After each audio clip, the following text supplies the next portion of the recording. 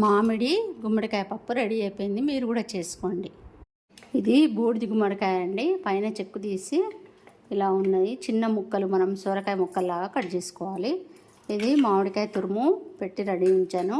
2 పచ్చిమిరపకాయలు, 1 ఉల్లిగడ్డ, కరివేపాకు, కొత్తిమీర. ఇది పప్పు చేసుకుందాం. పెసరపప్పు ఈ గ్లాసులో సగం తీసుకున్నానండి.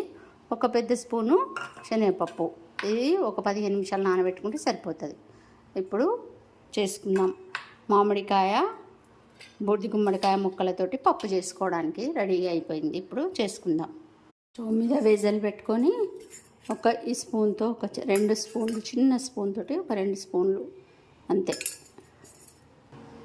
జీలకర్ర ఆవాలు వేసుకోవాలి. పచ్చిమిరపకాయలు, ఉల్లిపాయ వేసుకొని వేయించుకోవాలి. ముందుగా ఉల్లిపాయ కొంచెం వేగింది. ఇప్పుడు పసుపు వేసుకోవాలి. ఇప్పుడు కడిగి పెట్టుకున్న పెసరపప్పు వేసుకోవాలి. అలాగే శనగపప్పు కూడా ఇందులో వేసేసుకొని కలుపుకోవాలి.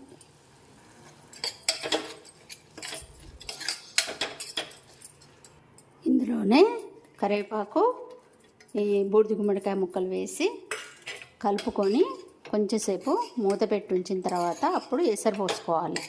తర్వాత మామిడికాయ తురుము తర్వాత వేసుకోవాలి. ఉడికినాక కొంచెం నూనెలో ఆవిరి మీద కొంచెంసేపు ఉడికించిన తర్వాత ఇప్పుడు మూత తీసి, మీకు నీళ్ళు కొంచెం పప్పు గట్టిగా కావాలంటే తక్కువ పోసుకోండి, కొంచెం పలసగా కావాలంటే ఎక్కువ పోసుకోండి. నేనైతే 3 పోస్తున్నా, సగానికి 3. బూడిద గుమ్మడికాయ ముక్కలు పప్పు మంచిగా ఉడికేటట్టు మూత పెట్టేసి ఉంచేద్దాం, ఉడకనిద్దాం.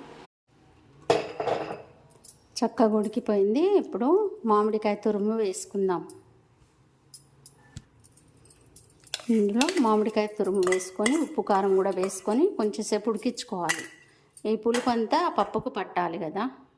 కొంచెం కారం, ఉప్పు, కారం మీరు తినేదాన్ని బట్టి వేసుకోండి.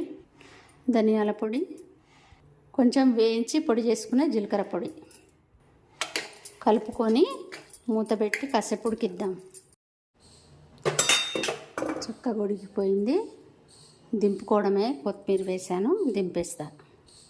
ఈ గుమ్మడికాయలో పప్పులో నిమ్మకాయ అయినా పిండుకోవచ్చు. నేను మామిడికాయ తురుము వేసాను.